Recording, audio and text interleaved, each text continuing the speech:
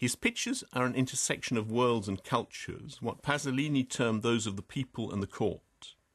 Even in a decidedly artificial painting like the lute player done for Del Monte, the elegantly coiffured castrato singing the madrigal "You Know That I Love You" has the direct adolescent freshness that makes Caravaggio pose him next to a vase of flowers. The only true world for Caravaggio, as for Pasolini, is one lodged in objects and people, in physical reality, a language of things. Things do not lie. Thus we find Caravaggio recording minutely the inside of the Gorgon's widely screaming mouth, with its saliva and the glinting reflections on tongue and teeth, in a way that anticipates Francis Bacon's fascination with the open mouth, whose interior, inspired by coloured photographs in a book of diseases of the mouth, he once compared to a Monet sunrise, and for whom the scream, in his pictures of mentally imprisoned popes, was as heartfelt as it had been for Caravaggio or Munch. One other painting by Caravaggio which incorporates an open mouth and which exemplifies his integration of detail with drama, his rhetoric of the real, is also in the exhibition in Florence, The Tooth Puller. Many have doubted the attribution, but its juxtaposition with another secure-late work, The Sleeping Cupid, done in Malta in 1608, made it clear that this is an original executed in Caravaggio's late technique of more rapid brushwork that allows the reddish-brown priming to show through in places and act as a middle tone. Here we witness a kind of secular martyrdom as the tooth puller wrenches a molar from the jaw of his victim from behind, watched by a motley crew of onlookers. Existence is certainly ousting essence as Caravaggio produces his first recorded genre painting for several years, maybe in response to an act of dentistry witnessed in the sacred infirmary of the Knights Hospitaller. The Tooth Puller reformulates elements from earlier Caravaggio pictures, including his first public commission, the two large lateral paintings of the Calling and Martyrdom of St. Matthew, in the Contarelli Chapel of San Luigi de' Francesi in Rome, painted in 1599 to 1600. The raking light that falls from above across the figures set in dark interiors enhances their three-dimensionality, pushing them forward, and adds to the sense of drama by highlighting expressions, gestures, and details. It's also by implication a divine light, determining and revealing human action. Whether Caravaggio used natural light from a high window in his studio to paint by, or even made a hole in the ceiling to introduce it more directly onto his models, as his follower Ribera did, or used a hanging lamp, we cannot be sure.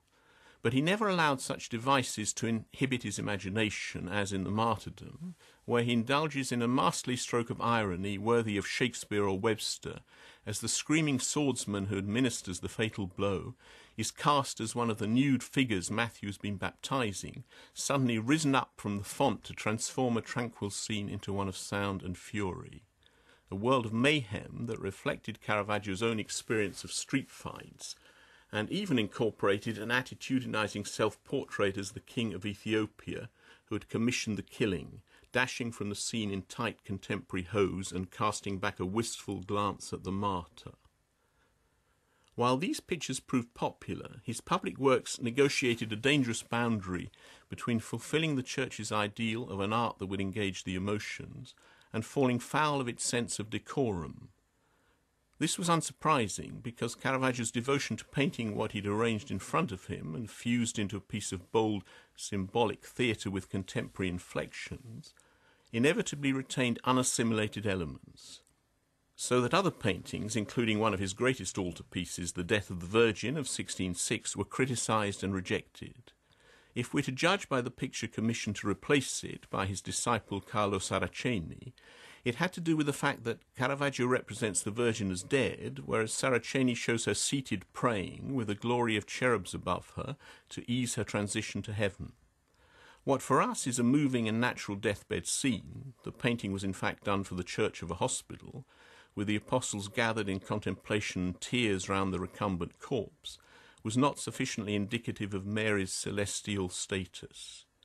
There were also rumours that Caravaggio had used a prostitute, or even a drowned prostitute, as his model for the Queen of Heaven. The paintings which Caravaggio produced in the wake of the death of the Virgin during his last years betray new tendencies. They're more rapidly painted, while some of the large altarpieces, like the Beheading of the Baptist, reduce the relative scale of the figures in relation to the overall picture space, leaving a substantial gap above their heads. Its effect is to transform the upper part of the painting into an assertive void which both echoes and absorbs the emotions of the actors. The protagonists are also located back from the picture plane, usually in tightly knit groups bound to each other with a minimum of gesture. The effect of these strategies is to encourage a more detached and contemplative reading of the drama at arm's length and a related sense of the fixed and tragic fate of man. It's perhaps this stark existential quality which still resonates most with us today. It may explain why Samuel Beckett was so taken by the picture on a visit to Malta that he adapted it to the scenography of his short play Not I, where Caravaggio's renderings of the Baptist open-mouthed severed head and the terrified old woman clasping her own head seem to transmogrify into the images of the lit, disembodied mouth that babbles out on the point of death its pained, confusing reminiscences against a black background, and the shadowy auditor behind that periodically raises its arms from its sides in, quote, a gesture of helpless compassion. Clearly, the universal human qualities of Caravaggio's art, articulated by his rendering of familiar things in extraordinary situations under a decontextualizing play of light and shade, still speak directly to the modern psyche. Tonight's essay was delivered by John Gash, Senior Lecturer in the History of Art at the University of Aberdeen. The producer in Belfast is Chris Spur. Tomorrow night at 11, the essay on Caravaggio will be given from Rome by the German art historian, Professor Sibylle Ebert-Schiffer.